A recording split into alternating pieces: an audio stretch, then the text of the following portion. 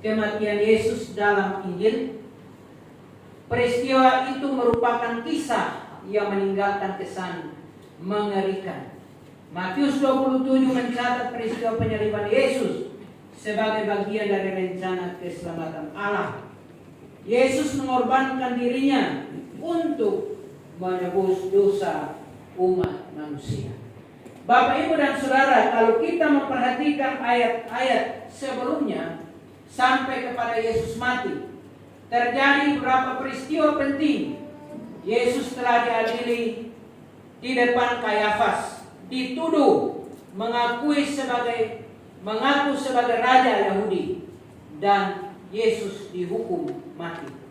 Setelah itu Yesus diserahkan kepada Pontius Pilatus, gubernur Romawi, yang awalnya enggan untuk menghukum mati Yesus. Pilatus mencoba mencuci tangannya secara simbolis untuk menunjukkan bahwa dia tidak bertanggung jawab atas kematian Yesus. Tetapi pada akhirnya Pontius Pilatus juga mengabulkan permintaan orang banyak untuk menyalibkan Yesus.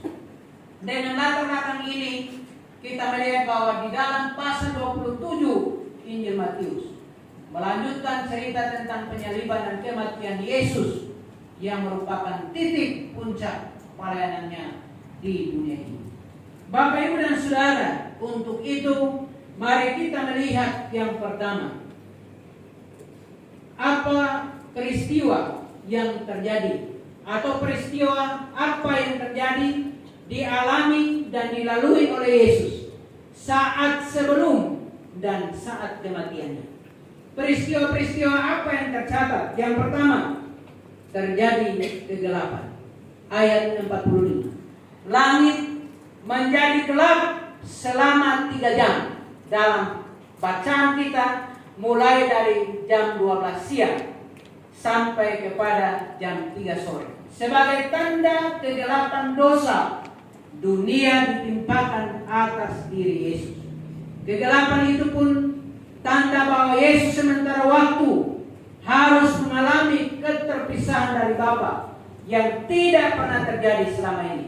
Karena saat itu Bapa memperlakukan dia sebagai orang berdosa. Jadi Bapak dan Saudara, perhatikan, kalau kita melihat, membaca kisah ini, pernah kita menonton film Yesus. Di dalam film yang kita pernah nonton itu, Yesus berseru, Bapak dan Saudara, Yesus berseru di atas salib. Peristiwa ini kira-kira jam 3 merupakan puncak perintahan Yesus, di mana Allah Bapa seolah memalingkan muka karena cawan murka yang ditanggungkan kepada Yesus. Keterpisahan ini tak terkira hingga Yesus berseru dengan suara yang tidak dapat dicapai, atau kebencian, penghinaan. Bapak itu, Bapak dan Saudara, dapatkah orang meminum anggur asam? Harusnya Yesus diberi air ketika dia berkata di bukit di Golgota, aku haus. Ya, 7 perkataan Tuhan Yesus, salah satunya Yesus berkata, aku haus.